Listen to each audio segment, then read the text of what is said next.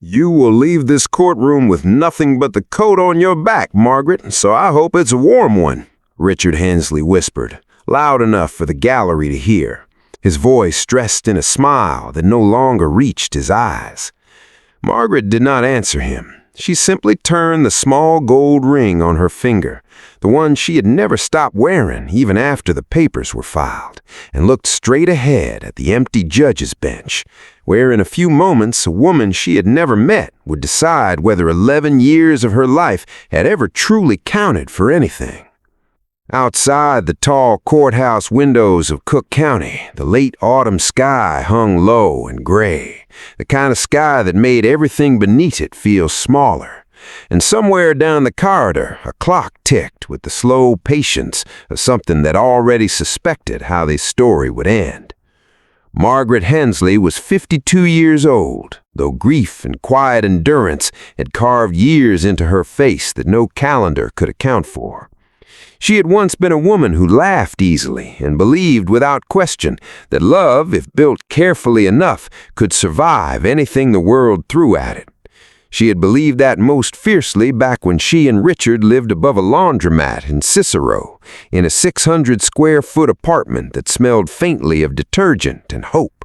Back when Richard's idea for a logistics software company existed only as a whiteboard covered in numbers and a drawer full of rejection letters.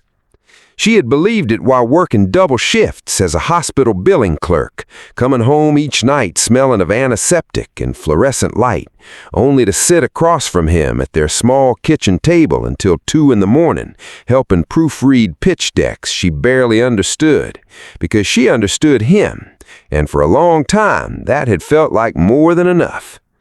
Richard, at 55, sat now in a charcoal suit that never existed in that old apartment closet, a watch on his wrist worth more than the second-hand car they once shared between 2 jobs.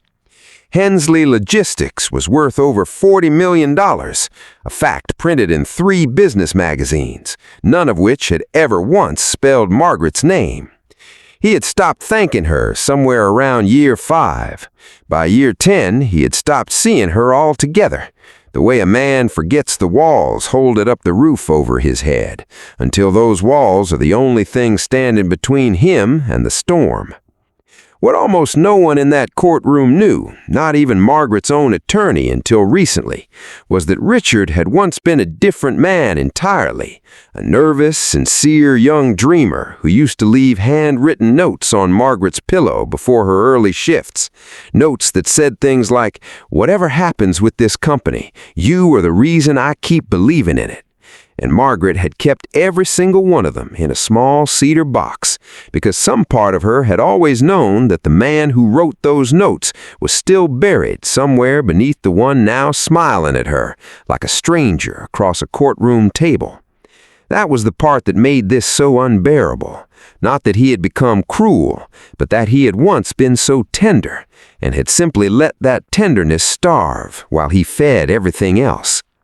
Judge Ruth Calloway entered the courtroom with the quiet authority of a woman who had spent 20 years watching marriages unravel in this very room, her silver-streaked hair pulled back, her eyes sharp enough to have seen every kind of quiet cruelty a marriage could produce. Richard's attorney, a sharp-suited young man named Foster, who kept glancing at his phone as though this proceeding were a minor inconvenience between more important meetings, rose first and argued, with practiced confidence, that the marital assets, primarily the company itself, belonged solely to Richard, since his name alone appeared on the patents, the founding documents, and every contract that mattered. Margaret, he said, had been a supportive spouse, nothing more, and he said it the way someone might describe a piece of furniture that had simply always been there. Margaret listened without protest, though something inside her chest closed slowly around itself, like a fist tightening around a stone she had carried for over a decade. She remembered the brutal winter when Richard's first business partner walked away and took half the seed money with him, and how she had quietly taken a second job cleaning office buildings at night so the company would not have to close before it ever had a real chance to breathe. She remembered co-signing a loan using her own mother's inherited jewelry as collateral, jewelry she never got back because the servers needed to stay running more urgently than she needed anything sentimental. She remembered driving 3 hours each way to meet a potential client because Richard's car had broken down and there was no money left to fix it. Remembered typing his emails when his hands shook too badly from exhaustion. Remembered whispering that she believed in him on nights he could not believe in himself. None of that had his name on it.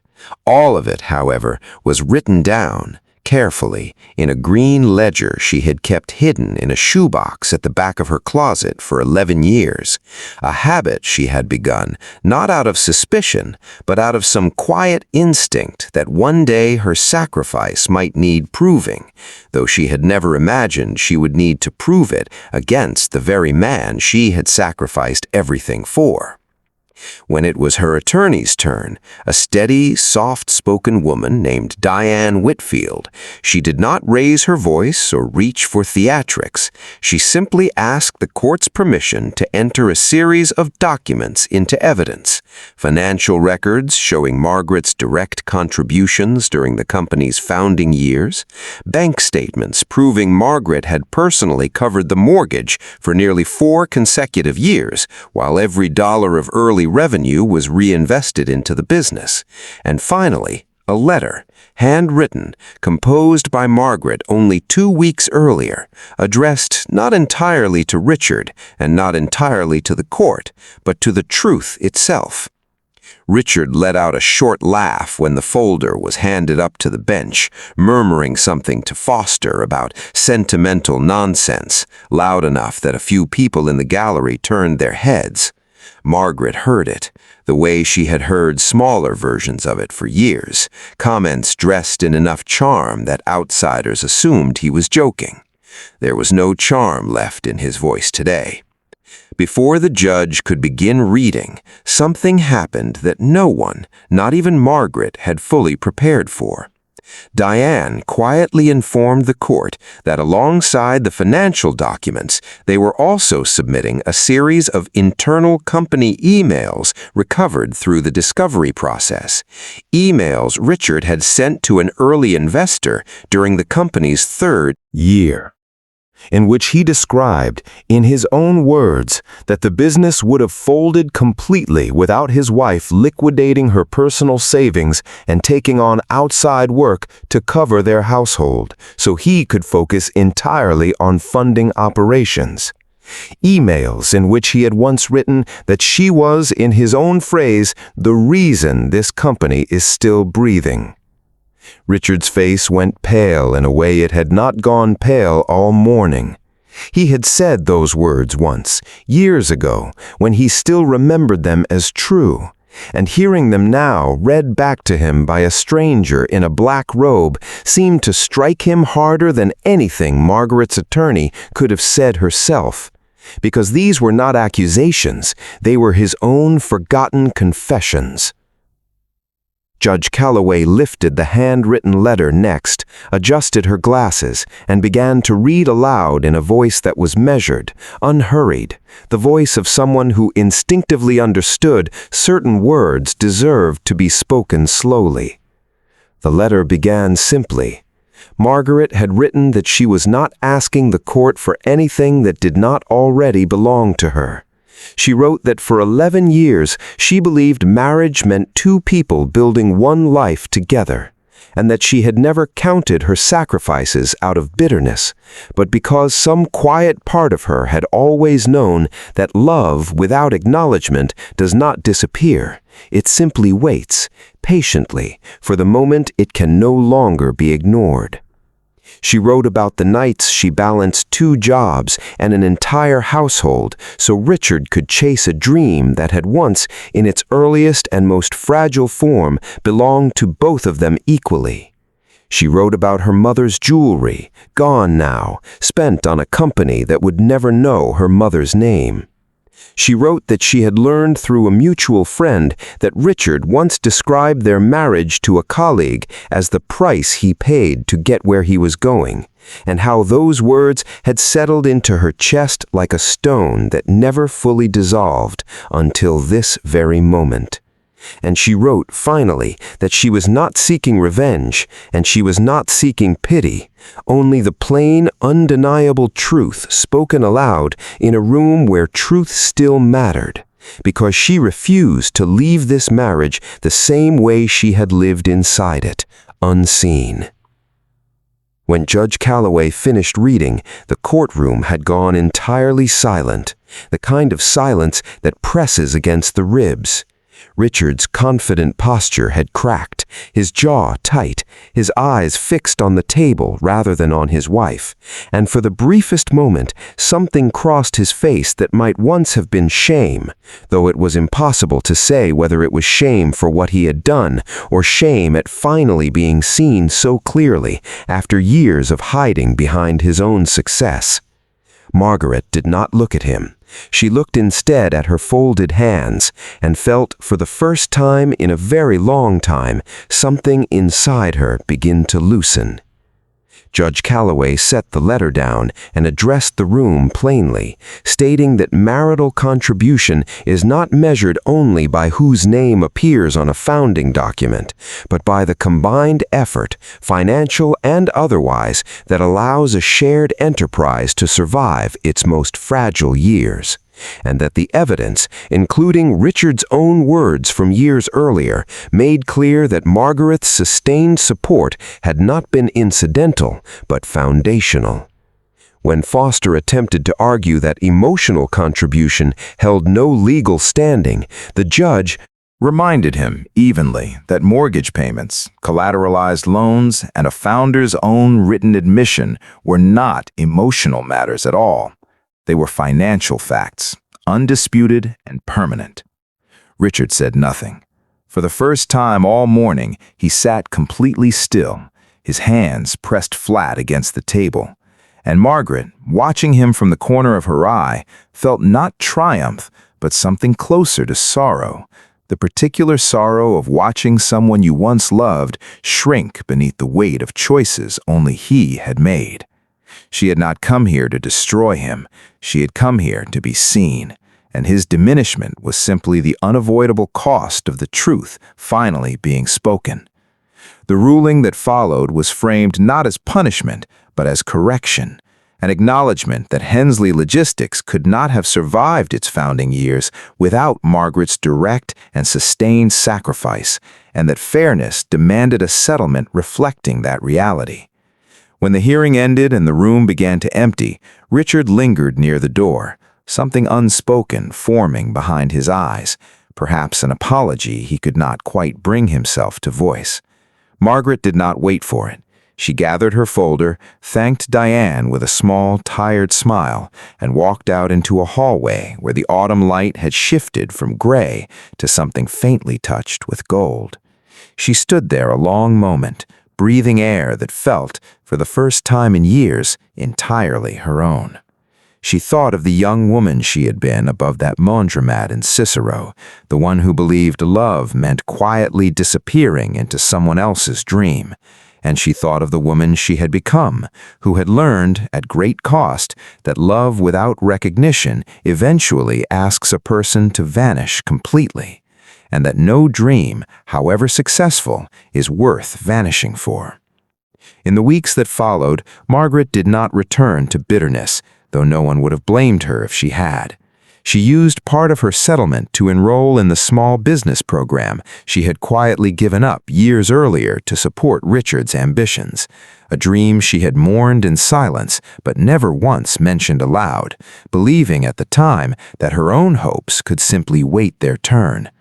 Diane, who had become something closer to a friend than an attorney over the course of the case, sent her a small card a few weeks later, simply reading that some victories take 11 years to arrive, but they arrive exactly when a person is finally ready to receive them.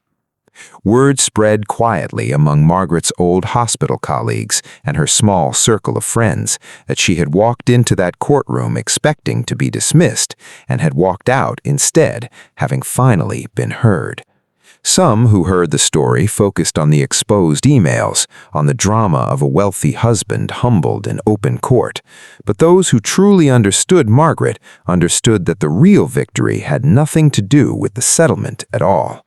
It was the quiet, hard-won knowledge that her years of invisible effort had never been meaningless, even when no one around her had acknowledged them, even when she herself had sometimes doubted whether they mattered at all.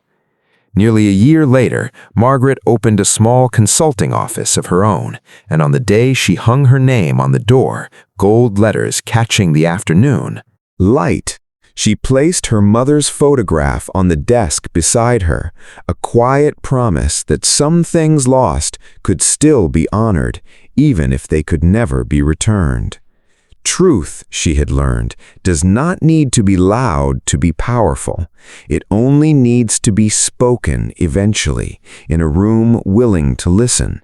And sometimes the greatest justice a person receives is not revenge against the one who wronged them, but the simple, undeniable confirmation that they were right to believe all along, that their sacrifices counted, that their worth was never something anyone else had the right to decide, and that walking away with dignity is its own quiet, unshakable form of victory.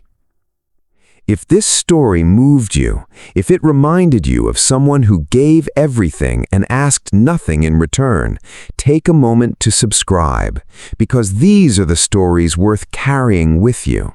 Subscribe if you believe quiet sacrifice deserves to be seen. Subscribe if you have ever felt invisible in your own life and are still waiting for the moment truth comes to light. Subscribe for more stories about resilience, dignity, and the quiet strength it takes to begin again. The educational and reflective value of this story is lying in recognizing unseen labor within relationships, both financial and emotional, and understanding that contribution to a shared life is rarely one-sided, even when only one name appears on paper. It offers viewers a gentle reminder about documenting one's own contributions in long-term partnerships, about the importance of self-worth independent of recognition from others, and about how truth and patience, rather than anger or revenge, are often the most powerful tools in reclaiming dignity after betrayal.